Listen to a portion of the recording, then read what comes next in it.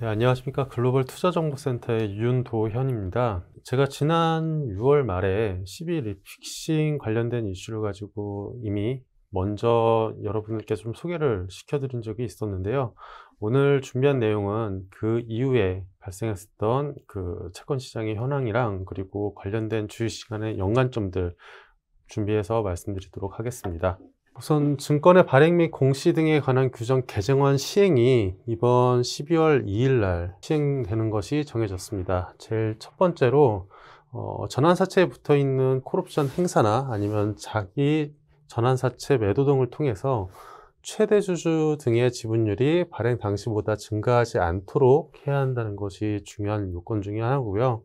두 번째, 제3자의 시비 콜옵션을 행사할 당시 혹은 자기 시비 매도 결정 등으로 인해서 전환사채의 소유자가 변경할 때에 주요사항 보고서를 제출해서 이것을 알리도록 하는 것이 중요한 요건입니다. 세 번째가 가장 중요한 그리고 시장에서도 관심을 많이 갖고 있는 내용인데요.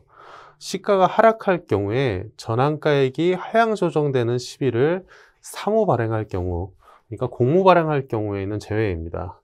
사모 발행할 경우 다시 시가가 상승할 경우에 전환가액을 상향 조정하도록 하는 것이 이번 개정안 시행의 가장 중요한 세 가지 요소라고 보시면 될 것 같습니다. 제가 이제 6월 말에 그 12 리픽싱에 대한 내용을 자료로 설명해 드리면서 여기 관련되어 있는 법조문을 쭉 나열해 놓으니까 전환가액 조정에 대해서 이해를 잘 못하시는, 그러니까 어려워 하시는 분들이 좀 많으셔서 제가 그림으로 좀 설명을 드리도록 하겠습니다. 제가 지난 6월 말에 그 전환가액 조정에 대해서 이게 관련되어 있는 법조문을 쭉 써놓다 보니까 이 부분에 대해서 좀 어려워하시는 분들이 많으시더라고요. 그래서 좀 이해를 좀 쉽게 하기 위해서 전환가액 조정 예시를 그림으로 좀 가져오게 되었습니다. 제가 이제 예시를 가져오면서 여러 가지 가정들을 이제 설정을 해놨는데, 조정 주기 같은 경우에는 제가 가정으론 1개월로 이렇게 써놓았고, 전환가액 역시 여러 가지 산식을 통해서 비교를 해서 정하기로 되어 있는데, 이 가정에서는 전환가액은 기산일 종가로 가정해서 놓도록 하도록 하겠습니다.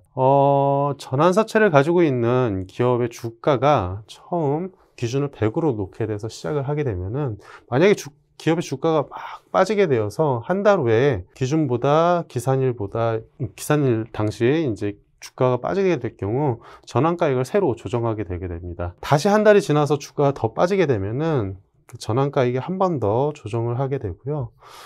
보통 기업의 경우 그 전환가액 같은 경우에 또 기준이 되는 가격의 70% 수준에서 더 이상 하락하지 않게 하는 것이 일반적이긴 한데, 어떠한 기업의 경우에는 이 전환가액을 70%보다 더 이하로 떨어졌을 때에도 정가를 변경을 해 가면서까지 이 전환가액을 밑으로 하회하는 경우들이 있습니다. 하회할 수 있도록 하게 하는 경우들이 있습니다.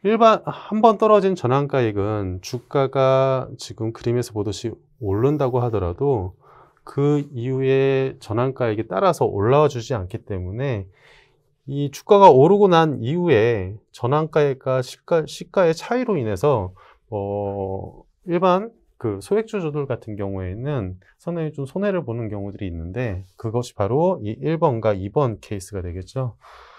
이번에 변경되는 개정안 같은 경우엔 시가가 이렇게 오를 경우에 전환가액이 그 오르는 부분을 반영해서 전환가액을 상승시키기 때문에, 앞서서 말씀드린 소액주주의 상대적인 피해라든지 그런 부분을 방지하기 위해 이번 개정안이 시행된다라고 이해하시면은 좀 쉽게 이해하실 수 있을 것 같습니다.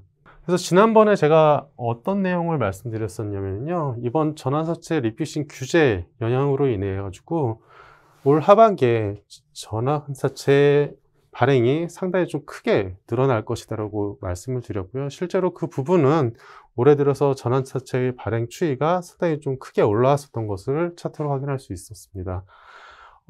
전환사채 발행이 상당히 좀 쉽지 않게 될 예정이기 때문에 앞으로는 한계 기업들이 자금이 좀 조달하는 데 난항을 난항을 겪을 수도 있을 것이고요. 마지막으로 저희가 실적 발표할 때 이러한 요소들이 상당히 좀 부각되는 경우들이 있는데, 파생상품 평가 손실 이슈가 상당히 실제로 회계상의 이익과 그리고 실제로 그 이익에 대해서 차이가 발생하는 이슈에 대해서 상당히 좀 이 부분이 범위가 줄어들 수 있다라고 제가 이제 좀 말씀을 드렸었던 것 같습니다. 여기까지가 지난번에 말씀드렸었던 내용이고요. 시장에서 어떤 일이 발생을 했었는지 한번 확인을 해 보도록 하겠습니다. 우선 11월 전환사채 발행량이 상당히 좀 늘어났었다라는 것을 우리가 확인할 수 있고요.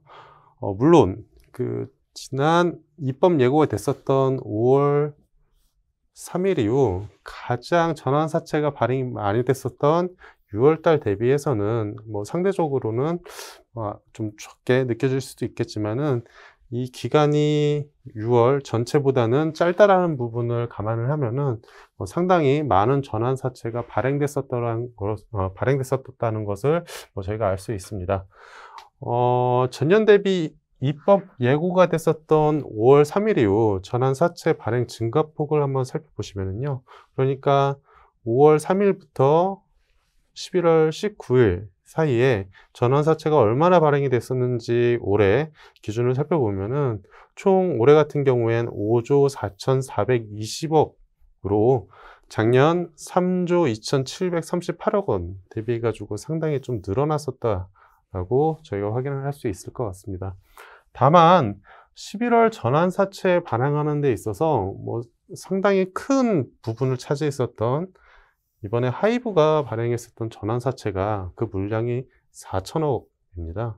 그러니까 총 9,500억 중에서 4천억이 하이브의 발행 물량이기 때문에 하이브의 전환사채의 성격을 한번 살펴볼 필요가 있는데, 이번에 시행안이 시행되는 이슈가 되는 부분들에 있어서 시가 하락에 따른 전환가액 조정이 조건 중에 있지 않기 때문에 이번에 발행되는 하이브 발행 물량은 개정안 영향으로 보기에 힘든 그런 요소들이 있으니, 이번 전환사채 발행 현황에 있어서도 이러한 부분들은 좀 한번 감안하시고 보실 필요가 있을 것 같습니다. 네, 마지막으로 이번 12 리피싱 규제에 대해서 말씀드릴 때 제가 타이틀을 이렇게 편법과 규제에 물고 물리는 술래잡기라고 말씀을 드렸었는데, 이번 규제와 비슷한 규제들이 이전에도 여러 번 있었습니다. 2013년에는 분리형 BW 발행이 금지가 됐었고요. 이거는 추후에 규정이 전환되기도 했었죠. 이번에 사무12 전환가액의 상해 의무화나 콜옵션 한도 제한에 대한 부분들이 올해 발생을 하게 되었습니다. 이 다음에 추가적인 규제가 있다면 어떤 규제가 있을까라고 생각을 해보면, 제가 생각했을 땐 콜옵션부 12 관련해 가지고, 그러니까 발행하세가 발행한 회사가 콜옵션을 행사할 수 있는 부분들을 사주라든지 아니면 사주의 자녀와 같은 지정하는 3자에게 지정을 하게 됨으로써 이 CB를 사주 자녀나 아니면은 편법 증여에 사용하는 경우들도 종종 발견이 되기 때문에, 이러한 방법에 대해서 금융감독이 상당히 좀 모니터링을 많이 하고 있는 상황이고요.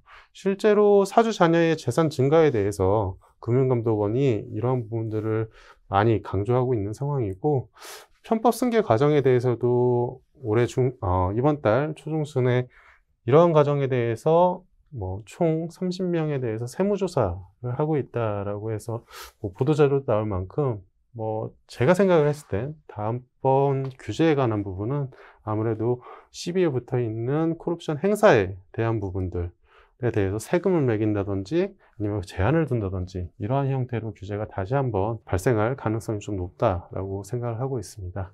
제가 준비한 내용은 여기까지고요. CB라는 채권의 성격이 자금 조달에 있어서 상당히 좀 긍정적인 요소들을 가지고 있는데, 한편으로 소액주주들에게는 상당히 좀 불리한 요소들이 있습니다. CB를 발행하는 회사의 배경이라든지 내용에 대해서 저희 투자자들도 자세하게 알아보시고 그 회사에 대한 이해를 높여갔으면 좋겠습니다. 네, 이상입니다.